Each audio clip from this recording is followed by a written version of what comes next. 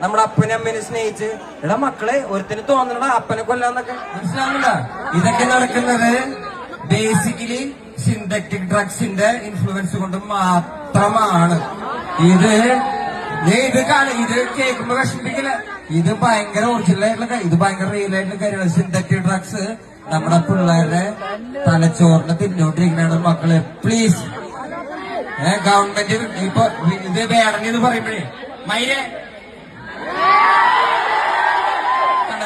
ഇത് വേടനി ഇത് പറയുമ്പോഴേ സ്റ്റേജിൽ കയറി നീ കള്ളു കുടിച്ചിട്ടല്ലടാ വേടനൊക്കെ സ്റ്റേജിൽ കയറി പറയണേ മനസ്സിലായോ?